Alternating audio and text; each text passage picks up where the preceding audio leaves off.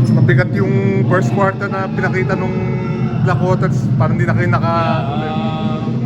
We actually lost the game in the first quarter, maybe in the first half. Hindi kami nakabalik, hindi kami naka-recover. They shot the ball really well. Sabi mo nga, in the first quarter, naka-build up sila ng lead, hindi namin nahabol.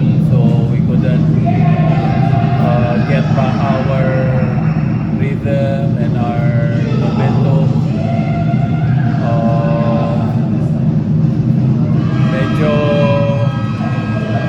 naninibago kami dun sa tawagan, yung usual na ini-expect naming mga tawag, parang wala na ron eh.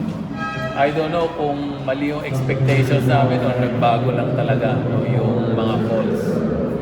But even with that, they shot the ball well. They deserve the win. Mabuti dito sa format natin, 2 beses kayo magkikita, so may chance kang makabawi. So tingnan natin the next time. But I'm disappointed. Not only natalo kami, but it's the way you lose it.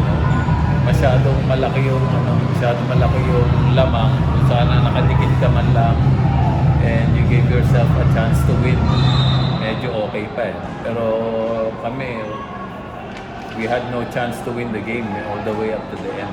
Yun lang siguro bad side to this game. I would have it would have been easier to accept a loss na nagkaroon ka ng chance manalo. But they moved the ball well. I think their import is a good fit for them. Their guards played well, sila Bearfield, sila RK and Panopio. Nag-combine nag-combine yung marami silang, I think they had 5 or 6 guys in double figures. So ano rin, I think we have to look at our defense. We have problem probably not playing as physical as we should. We should have been a little bit more physical with our defense. Coach, yung mga off-season, ano ba, yung distraction ba sa tingin? Off-season? Yung mga negotiations? Hindi naman. I don't think that's to blame. You have good nights and bad nights. One of our bad nights, and sa ganda ng shooting ng kanina ng Blackwater, it's hard to beat them when they're shooting that well and you're having a bad night. So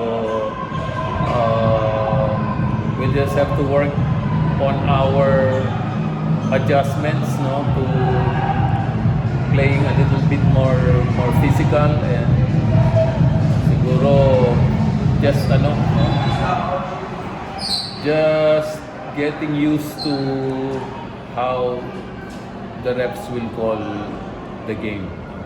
Yun lang naman. Coach, binaligtad kayo ng Blackwater kasi yung last conference, tinambakan nyo ng 56. Hindi ko nga maalala yun eh.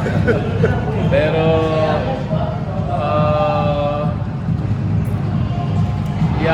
medyo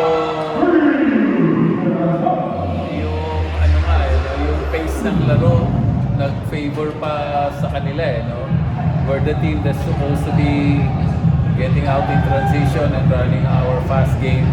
Pero naunahan nila kami doon sa area na yon. Part na rin yun sabi ko nga na they were shooting the ball well, and then we were turning the ball over too many times first quarter, first half.